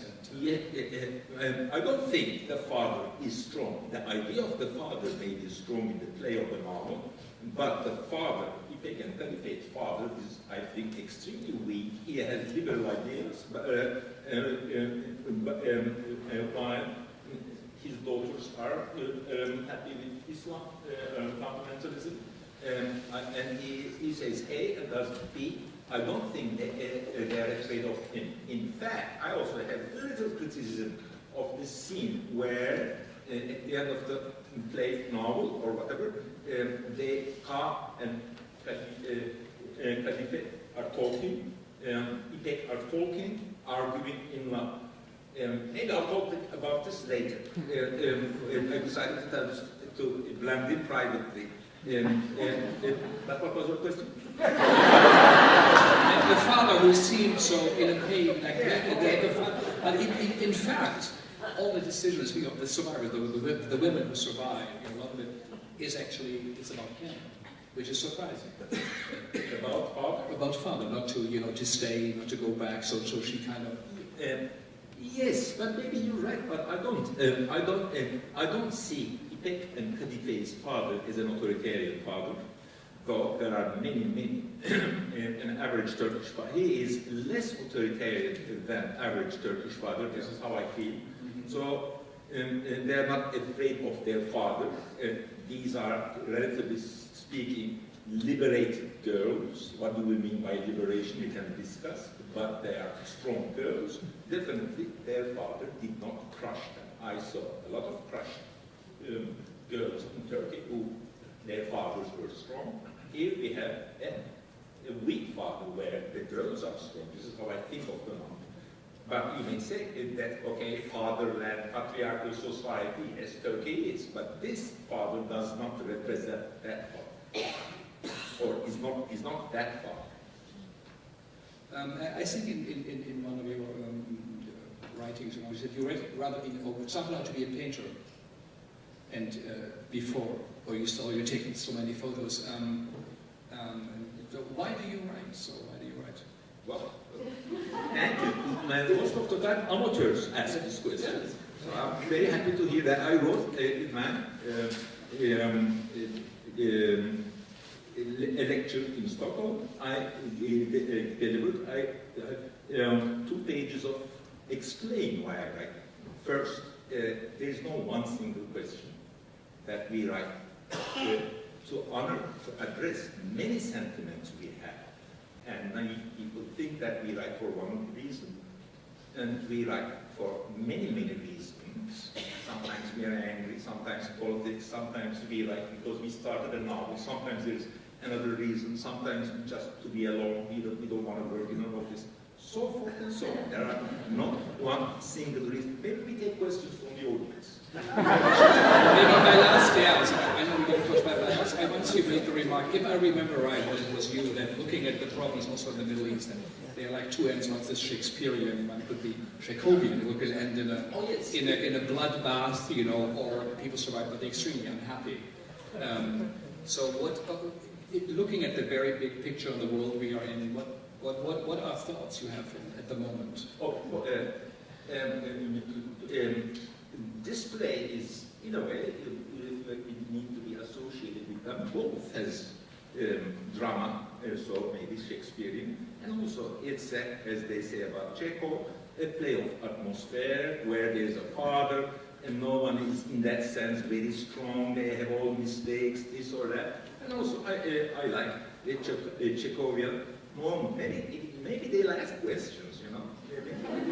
So yeah, let's go to question. Let's put up some little bit light in the audience, and if possible, really questions and not comments, and not, you know, and really perhaps also focusing a bit on on the stage. So there's 1, 2, and there was a third one here somewhere. So, but we start over here, and we have a microphone since we're recording it, and you can bring it over or get it over. First, thank you very much for really wonderful evening. I enjoyed very much your text, and in a way I could relate to what was happening in the country that you described with my country. Although you're a big country, we're a very small country. So I saw this play as a question of identity, individual identity of the individuals, and also the identity of the country. So my question, you were very critical about the influences that the West has on your country. At least I didn't see in the text anything positive that is coming from the West. What's the question? This, I have to be critical of your question. His characters. Maybe just to the question part. The question is, the Turkey is a big nation, and certainly you can model, define your identity, and protect it. I come from a nation of Macedonians. So what's the question where the big countries are trying to destroy the identity and to erase how we can protect our identity. Yeah, but that's not my problem. I didn't like this. I don't think this is also. I started saying something else. What was that? And we lost. Yes. Let's go to the next question. This was over here. Yes. One brief question. Sure. If I was not mistaken, you were full-time living in Turkey when you were writing this Snow novel, yes. Right? And if I wasn't mistaken, you said that after writing this, you wouldn't write any political novel after Snow. Yes, but I said this is okay. But you asked the question. I didn't ask. If I'm gonna just if the question okay, very fast. Would you, in today's Turkey, would you even think of writing a novel like Snow in today's? Yes, I can. Still? Yes. You said that I would not write a political novel after this. That's a misconception. I said this many times before I published this novel to point out the fact that political novel is a very limited genre. I will explain why I think so. And it's not very interesting. In the end, I wrote this novel as standout set to put a mirror to the political situation in Turkey. All the parties are there, all the groups are there, secularists, army, liberals, a bit softer leftists, softer rightists, harder rightists, fundamentalists, nationalists, Turks, all the spectrum, all the Turkish parties are there. And I wanted to write a novel, and also there were things at that time, and still are, that seemed so obvious to me, but I didn't understand why people didn't acknowledge that. So I wanted to dramatize all the things that I want to say about Turkish politics at that time, and still I can do that kind of thing today too. But then, I'm not saying, President so-and-so, you're bad, or Ahmed Bey, or this party bad. I'm not saying that. I'm so showing the novel that you cannot write because of, they say, and that cannot be done. That one cannot do. That there is not free speech, political free speech in Turkey. That is definite. But when I wrote this novel, there was not true that this novel was not picked up and attacked. When I wrote this novel, that free speech, or you could defend the Kurds, or at that time they were victims of Islamists. You can talk about this in a very hard way. The novel is full of people, as we have seen, who are put into prison. At that time, Turkey was not more free than today. Today, Turkey is not, we don't have free speech today. And at that time, it was also, everyone was put with some excuse into jail. That's a long tradition. Maybe one or two more questions, if there is one. Maybe from our dramaturg, maybe Blandine, what was the experience for you to work here in New York, and you just are here for a month and a half of performing in China. How was your experience of creating it here with New York actors? Okay. In China, it was I can say, a big adventure and very big experience for us, because we didn't expect the reaction of the audience, you know. What was the reaction? It depends of towns, you know, but us, because of I can say it's a topic subject I think for them in China, and because of the problem with the Uyghur in China, we were very prudent, you know, and we were a little bit scared at the beginning, especially in Shanghai, but because, you know, we know that there was lots of intellectuals who had problems, they came to see the play, but we were surprised in a good way about the reaction, because mostly the people who were coming to see the audience, I can say they were quite young, between 20 and 28. So when you are coming from Europe, we dream this kind of audience, young audience. And we were surprised for one thing, because, you know, in China, the audience is not quiet like in Western. So at the beginning, I have to give some words to tell them to put down and to switch their phones and things like this. But after that, we were so surprised by this, because it's 4 hours, you know, with the intermission. And we were playing big theater, 1,500 people, And so at the intermission, okay, we lose maybe 200 or people, because people, they were coming with their parents were coming with sometimes with small girls and with their children. They were thinking maybe snow is a tail, so they were surprised, you know. And so they stay until the intermission, and sometimes we really feel that for them it was too strong, especially because inside the play, the moment of the coup, we did it by a movie. You know, it's a movie because when I created the play, it was just after the attacks in Paris, after the Bataclan, you know, in this theater. So for me and for the team, it was very difficult, you know, to... Yes, I also want to say a few things. I also, I'm sorry to interrupt. No. Frank, that staging, handling,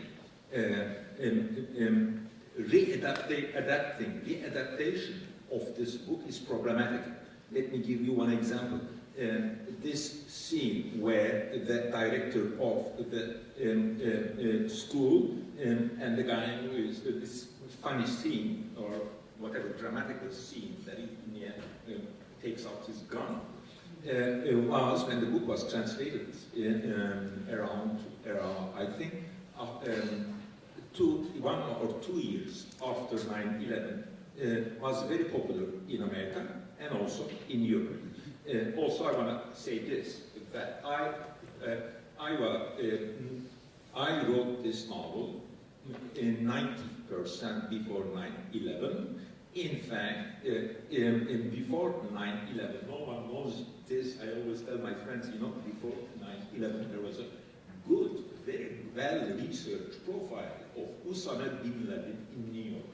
So I also carried that when I was writing my novel. And in fact, there were 2 mentions of Osama bin Laden. One, a little gossip, which was probably true, that I've heard from my Turkish journalist friends who were friendly with the state, that Osama bin Laden wanted to organize killing of Russian sex workers who came to Turkey or Ukraine or to Turkey and in northeastern Turkey, lots of families were whatever.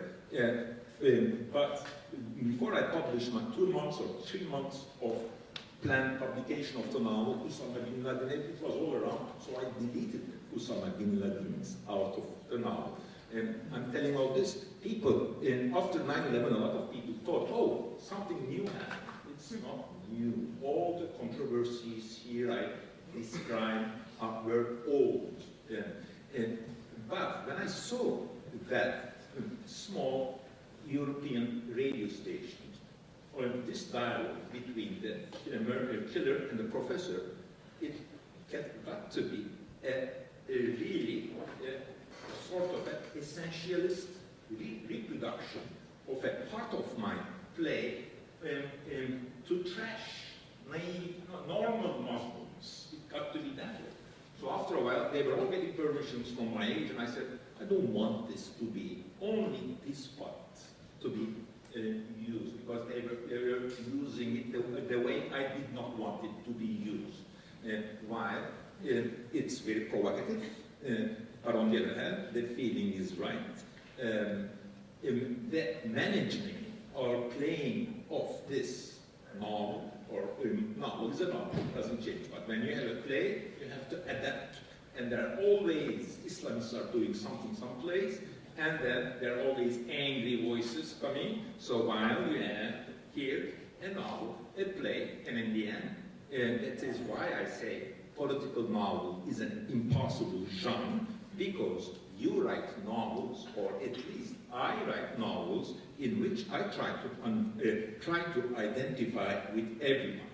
That is why people think that when I say, you are a Western spy, they think I'm talking there, or whatever. When I say Bertolt Brecht, and then they can crack a joke, they think I'm making fun of Bertolt Brecht. No.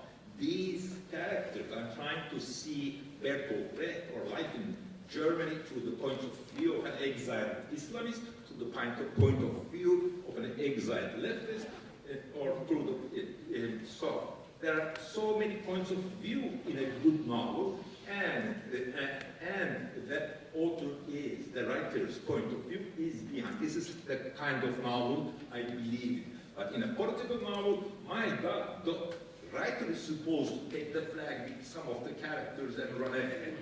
I'm not that kind of person. And I don't enjoy it, and I don't have friends who will follow me. And if there's not anyone, then I think you can be a good novelist. But on the other hand, with that sensibility, you cannot write the kind of political novel you want that writers write. Thank you. Maybe to Waddah as a question. Just to finish, in fact, the young generation, they were very moved by the play, and sometimes we had meeting with them after the play or before, and it was very interesting because they, not in public, but they stayed with us and they were telling us how they were so surprised that we could say all these things on stage, you know, so. And they can really make the links between what's happening in their country and what we are saying on the stage. And they really appreciate that Orhan Pamuk, and we keep this soul and this spirit in our stage adaptation, but he was defending each character. Yeah, so in a way like a reverse Brecht alienation effect. Instead of playing something in China to learn them, tell the Berlin or something, you had something from Turkey and you went over there. But there's a lot of, there are many Muslims in China, not only in Uyghur, but in other places. In fact, that even this Boxer uprising that happened in 1900 in China, Muslims were also involved in it, and half of the Chinese government and army was also involved in it, Muslims, Chinese, Germans. And it was one of the earliest anti-Western, and they were killing Christians in the streets. It was one of the earliest anti-Western uprisings, and Muslims were also involved. Muslims in China are not only in Xinjiang, they are all. Thank you. Well, already it's an incredible task from that novel to condense it to a play. Tonight we had a selection even of the play you were already touring. Did you have something in mind for a New York audience? How did you approach this dramaturgically? Well, the challenge really when you do that, because a novel like Snow is so big, you have to cut in it, and yet at the end, what you are left with for the play must contain the soul, the heart of the novel. And to be frank, we were at the beginning terrified that Orhan wouldn't retrieve his novel in our play. So, so this was really the biggest challenge for us. So we went through a process of selecting some scenes, we put them together, and we asked ourselves, okay, do we have here, with this selection, which looks like a play, which can tell a story, draw a line through the novel, do we have the heart of the novel?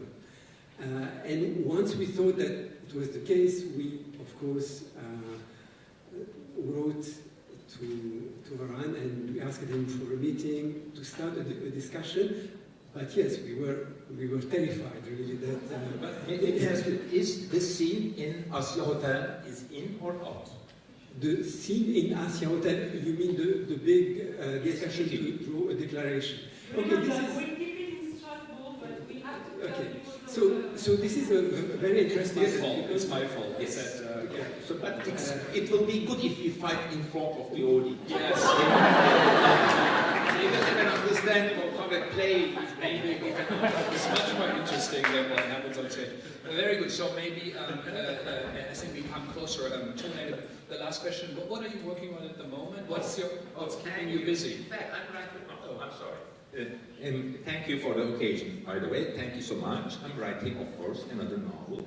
It's very similar to this, and in fact, it's sort of an answer.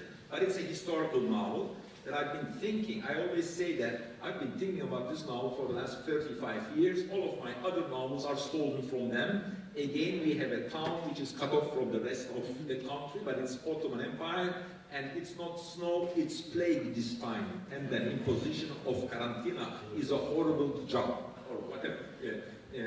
But it is a novel about, medical novel about imposition of quarantena in 1900, where that it is very political thing that imposing people do this, do that, close your shop, don't go this, and they don't want to do it. And in the end, you see how political it gets. Well, we're curious to see, and maybe Blandine and Waddah will have some more work coming up in the years coming. Again, thank you all for coming to New York.